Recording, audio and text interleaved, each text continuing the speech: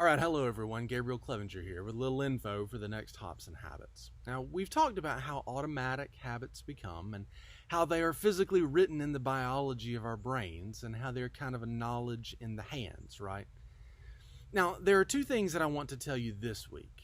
The first one is a couple of stories. The first one is about Denis Diderot, a philosopher scholar in France in the 1760s. Now, before the start of the American Revolution, that is. He was somewhat well known because of his role in composing the most comprehensive encyclopedia in the world at that time, but his daughter was getting married and he had no money to pay for the wedding. Well, Catherine the Great of Russia was quite a fan of the encyclopedia, and somehow she heard of his plight and offered to pay him for his personal library, what would be today something like $150,000. So he took it and had well enough to pay for the wedding. In addition to paying for the wedding, he splurged and bought himself a really nice robe. After a short time, the quality of the robe seemed out of place with his more plain possessions. So he replaced his rug with one from Damascus. Very nice. Still unsatisfied, though, he bought a number of really nice sculptures for his house. Then he replaced his mirror with a nicer one. Then a number of new pieces of furniture. Now, I'm not advocating for you finding excuses to go out and buy a bunch of new stuff, but this is something that is not unique to Diderot. In fact, psychologists have noticed this tendency in a widespread fashion. Ladies, have you ever bought a new dress or a skirt and then realized that you have to buy new shoes to go with it? Guys, have you bought one tool and then feel compelled to buy the other fixtures or the extensions to go with it? You buy a couch, you end up replacing everything else in the den. Or you buy a toy for your kid and you just have to buy the accessories too. Psychologists have a name for this. They call it the Diderot effect. He became so famous for it that the psychologists named this effect after him. Now, this isn't just true of purchases. There are a lot of other things for which this is true also.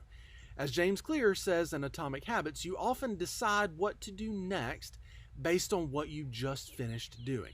Going to the bathroom leads to washing and drying your hands, which reminds you that you need to wash towels, after which you add laundry detergent to your washing list, and so on, until you look back at the last hour and you can't discern any pattern or intention, although you've been busy the whole time.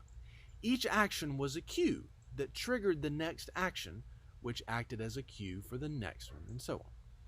Now, the second story is about a major in the U.S. Armed Forces in Iraq, around a city called Kufa. Now, there had been some issues there with the citizens rioting. The U.S. forces had been attempting to pass control of the city completely to the new Iraqi forces, but these riots had been a serious problem inhibiting the process. So the major examined tape and spoke to officers on the ground. The riots weren't organized. They felt like they just happened. People would gather, food vendors would show up, and so would the spectators. Eventually someone would throw a rock or something, and then all hell would break loose. They had tried various ways to avert the riots: diplomacy, dialogue, compromise. Nothing was working. The major met with the mayor of the city and made an odd request that the kebab vendors not be allowed into the square the next time a crowd began to gather. The mayor said that was simple enough, done. But he was likely skeptical. So a few weeks later, a small crowd gathered at the Great Mosque of Kufa there, big large square, growing in size through the afternoon. It looked and felt just like the other times this had happened, each of which had ended in a riot. So people started chanting angry slogans. Iraqi police could begin to tell that everyone was getting more restless. As those people got hungry and the troops were summoned to be on standby, the people began to look for the food vendors, but they weren't there. So the spectators and the onlookers left.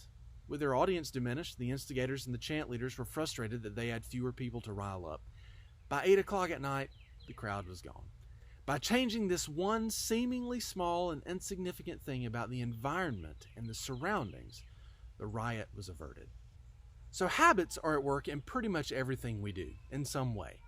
The environment in which you find yourself prompts you to act in certain ways. The vast majority of actions that you've ever put in place were prompted by something else, and they actually served as prompts for some next thing.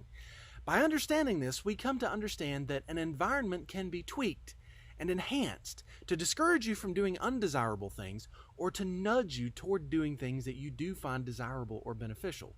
Your environment is essentially the network of things that are the options for what choices you get to make. And you can control this environment in very powerful and substantial ways very often. What we'll talk about this week is how to make this reality work for you.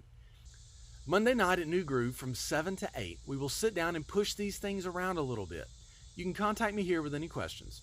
I hope to see you there.